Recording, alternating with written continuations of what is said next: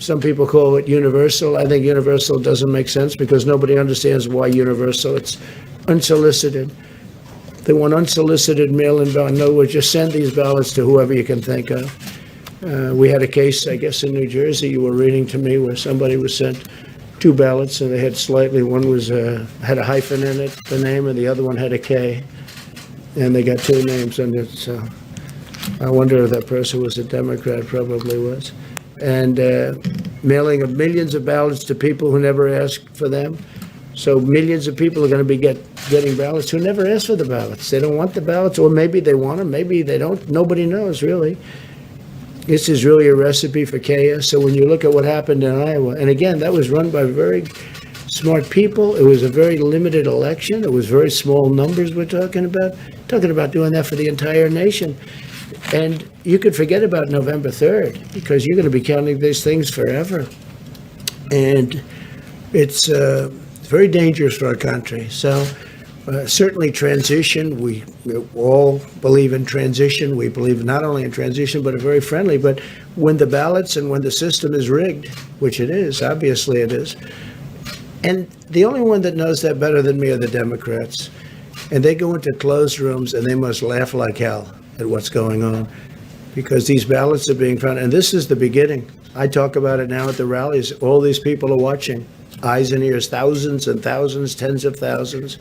But there's no justification for these extreme changes to the election law. And if you can go to the grocery store, you can have an ID with your picture on it to vote is so important. I mean, it's just so important. So a lot of things are going on. Very importantly, though, I think very, very, very importantly is when you do your reporting, I think you ought to report on the FBI scandal because it's one of the great scandals in the history of our country. And I think people want to hear about it. If you look at the internet, you'll see how people want to hear about it. And they all know about it. And it just makes the media look so bad. And there's so much reporting, I could go into it right now, but I'm not going to do that. But it would be a tremendous thing for the mainstream media to really start reporting. I think your ratings would go through the roof. I really do, because people really are tired of this fake stuff where you don't even talk about it. And the biggest scandal, certainly the biggest political scandal in the history of our country by far, bigger than Watergate, much bigger than Watergate. And they try and avoid it as much as possible. It's getting very hard to avoid. So we'll take a couple of questions, and you may have a question for these two very wonderful people, brilliant people from the standpoint of politics, I would say, and law. And if you have anything for Kayleigh, we'd love to do that. Go ahead, please, Phil. Thanks, sir.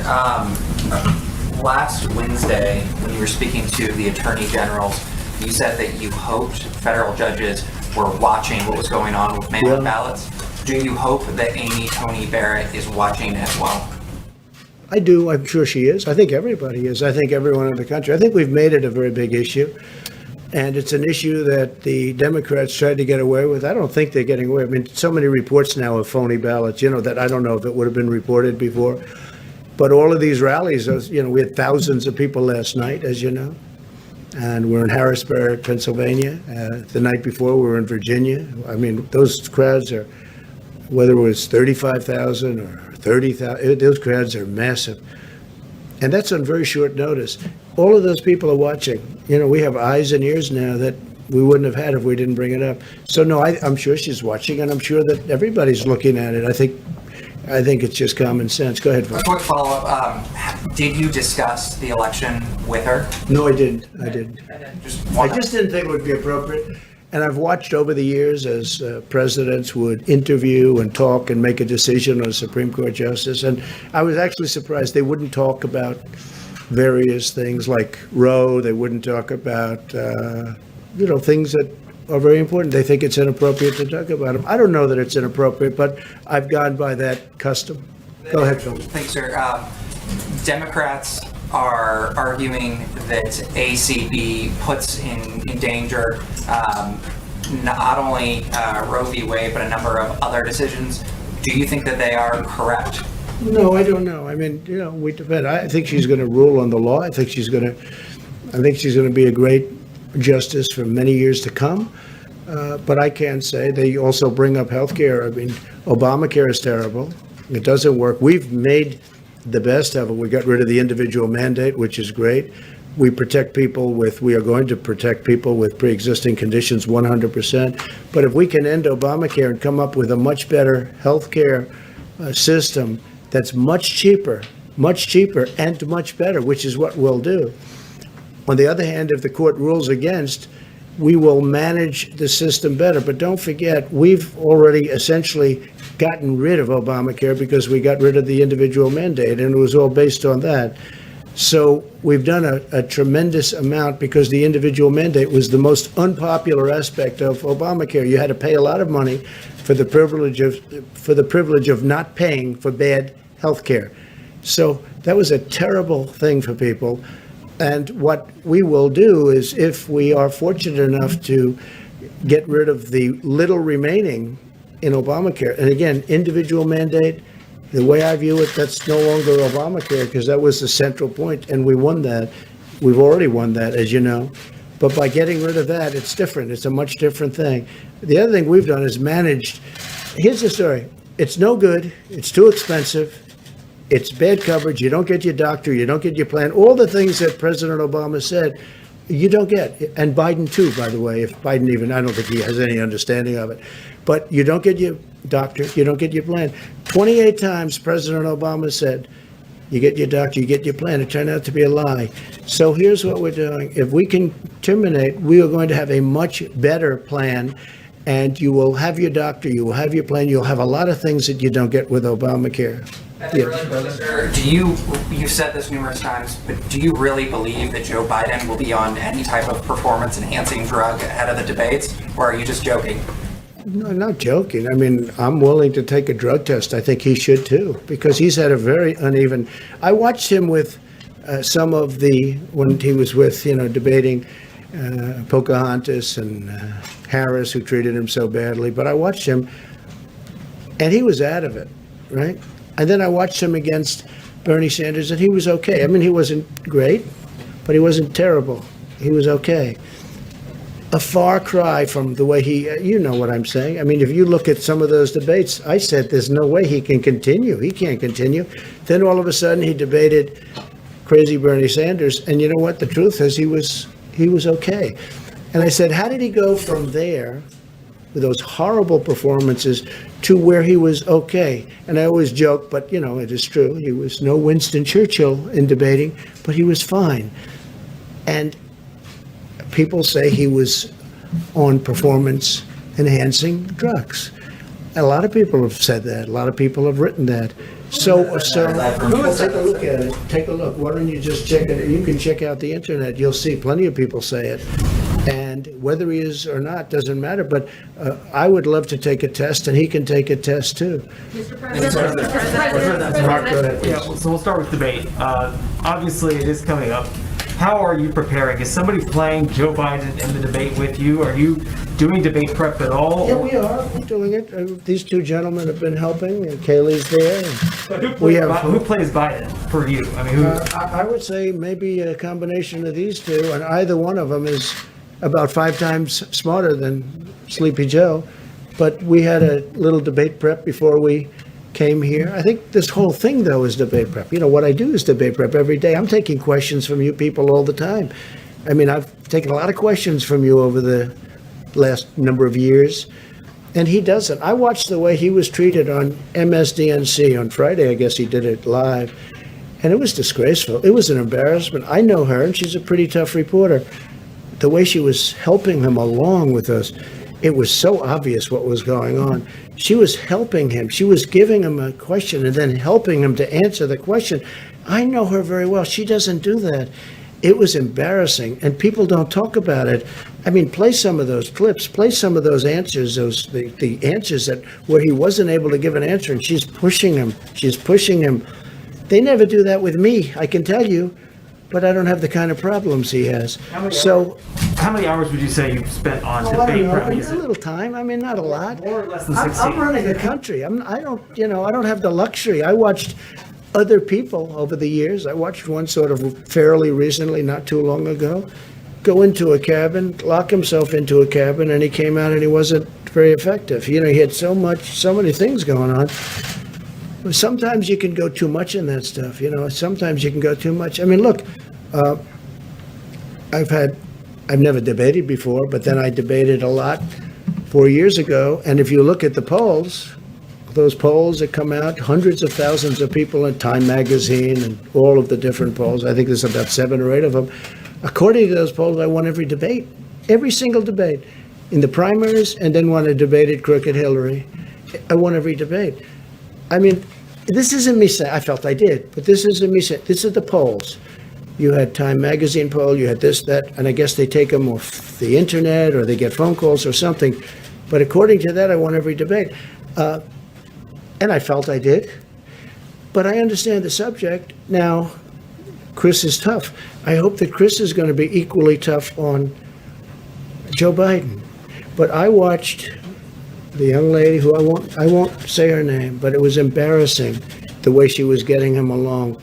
So I just asked a question about drugs. I think it's something that would be appropriate because you can't have a president that needs that kind of help. One question. If you do have a president that needs that kind of help, when you've got to deal with Putin and you've got to deal with President Xi of China and you have to deal with Kim Jong-un, and by the way, do you notice there's no war going on with North Korea, which everyone thought would be in about 1 week after I came to be president. They thought it was going to happen immediately.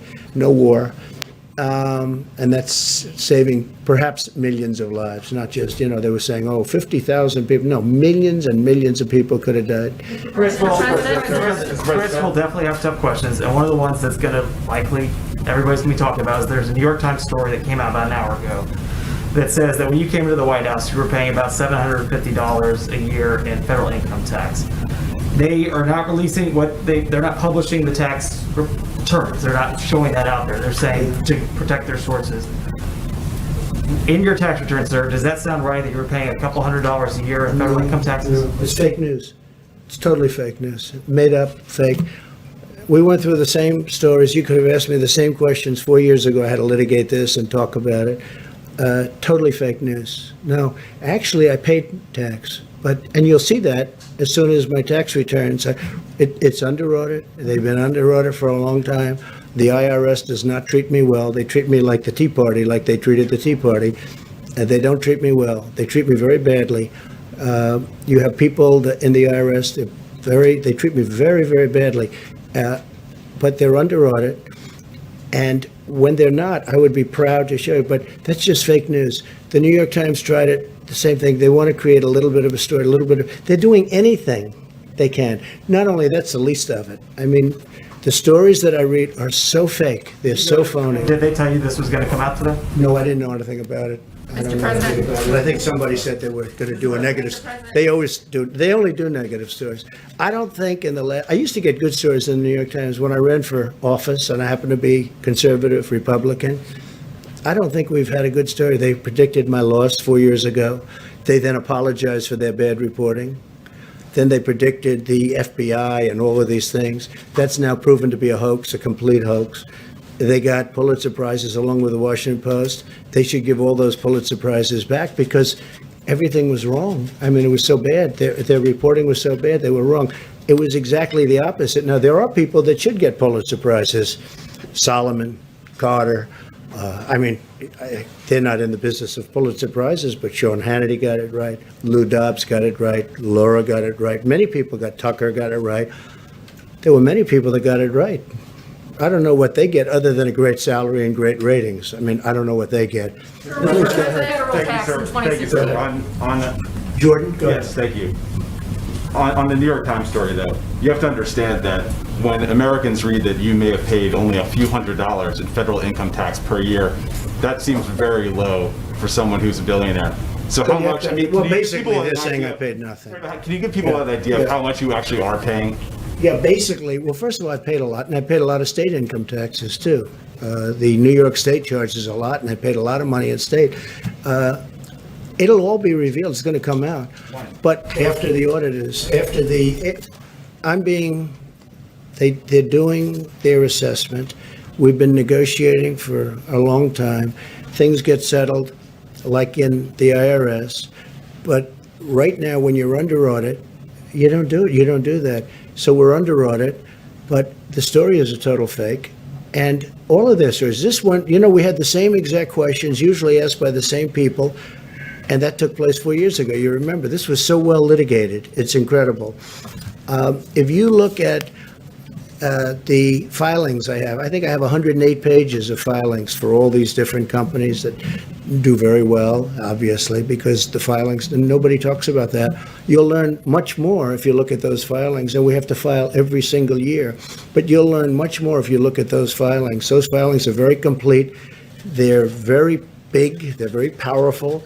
They're very accurate. And those are the filings that you'll learn much more.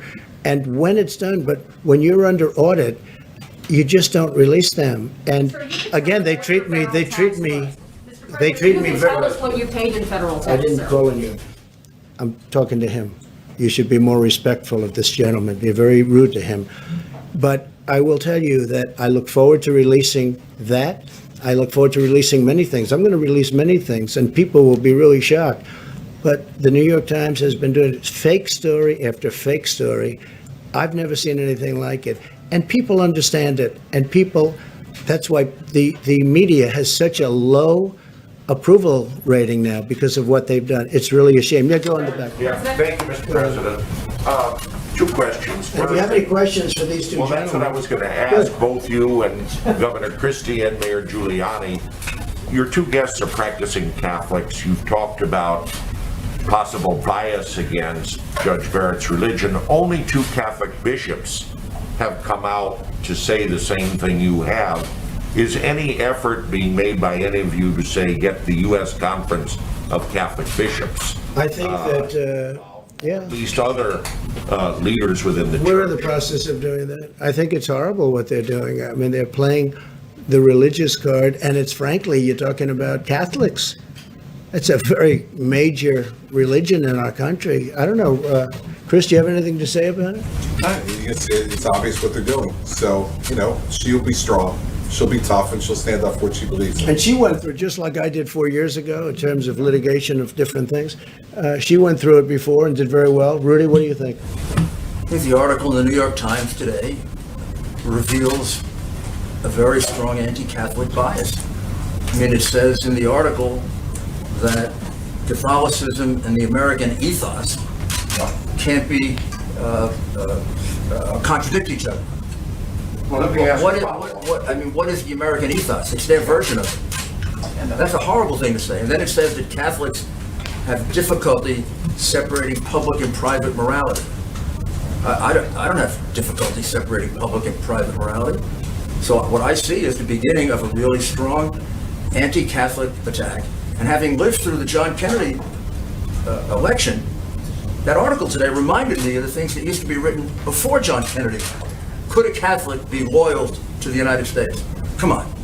Well, having said That's that, exactly what Feinstein raised when she made that awful remark to the judge. well, let me repeat my question again. Why are only two bishops within the church speaking out, and will you make an effort to get the U.S. I Conference? think they'll come out very strong. This is day one. I mean, we've just started this. This is absolutely day one. And, they're going to be coming out very strong. The Catholic Church is very well united on this. They are so thrilled that Amy was chosen. They are so thrilled. Oh, they'll be, again, it's been 24 hours, okay? So it's been a very short period of time, but they're going to come out very strong. Yeah, please, go ahead. OAN. Christina Buck from OAN, thank you for the briefing.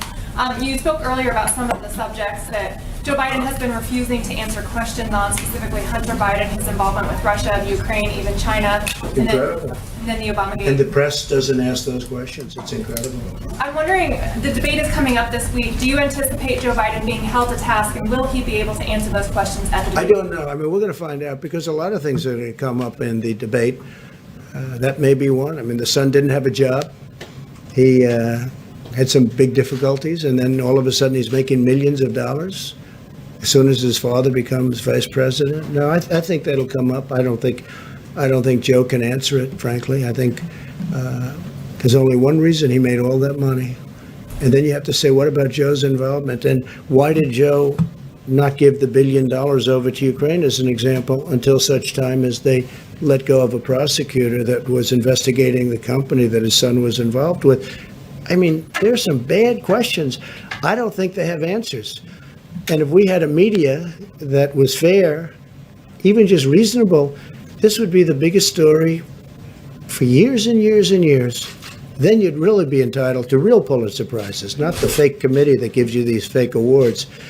So, I mean, it's a really fair question, but it's hard to believe when you see the kind of money that he has made from China, from Russia, where the wife of the mayor of Moscow gives him $3.5 million, and nobody even has any question about it. Why did he get $3.5 million?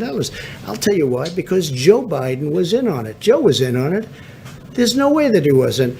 And uses Joe Biden's plane, Air Force Two, uses Joe, and they go to China, and then he comes back, and he never mentioned it to his father, that he just got $1.5 billion, and now it's turning out that it's much more money than that, Rudy. It's turned out to be much more money from China. They have a member of the Chinese Communist Party gave him a lot of money, and the press has no interest in these stories.